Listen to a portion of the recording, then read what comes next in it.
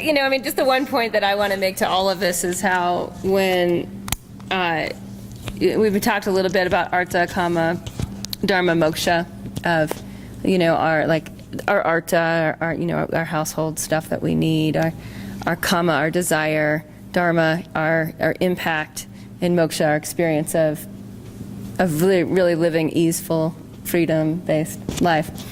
And that, the Kama of each of these 4 women, men are allowed, by the way, to come into the Living Ayurveda course.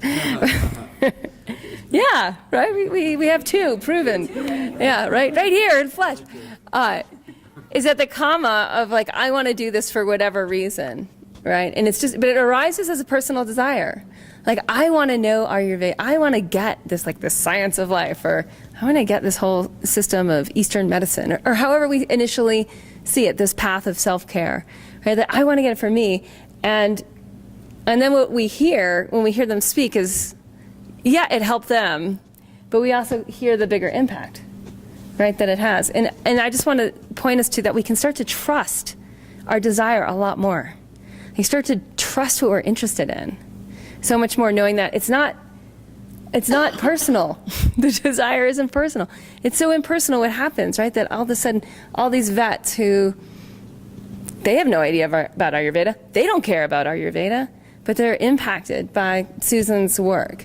And your daughters will have a different sense of when things get out of balance, they're going to know that they should go to bed early.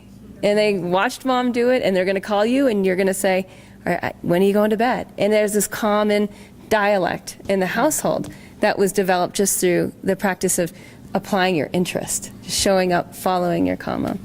So I think if we can just get that takeaway, that it's so much about trusting where the desires are rising and saying okay, this is something that's trying to get traction through me. And then it's applying yourself, noticing where it leads and who it's impacting. I think the better we get at that, the more networked what we know becomes a lot more powerful.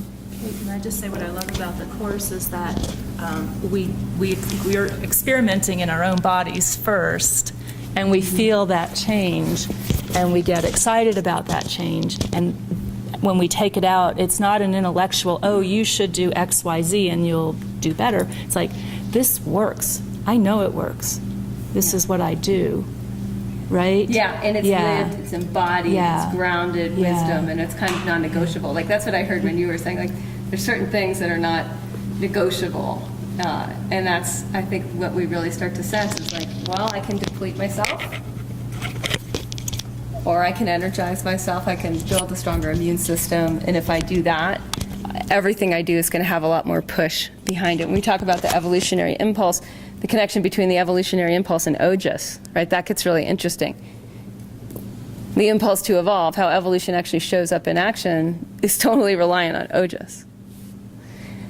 Who's had chronic fatigue or an autoimmune disorder that's lessened your energy? Isn't it amazing how little you can actually get done that you want to get done? Yeah, it's frustrating. It's really, really frustrating. And that's when the evolutionary impulse doesn't have Ojas behind it.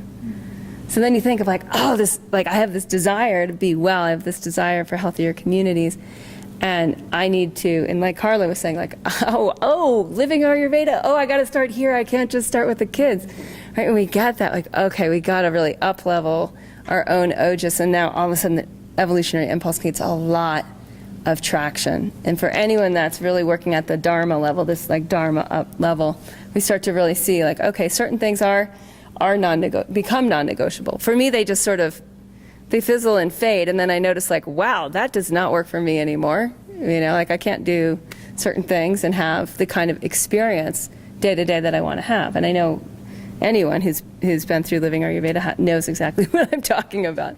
Short lease syndrome, right? I got to do what I got to do because I know now how great I can feel, and I know how much energy I can have, and what's now non-negotiable. So, thanks you guys, very much.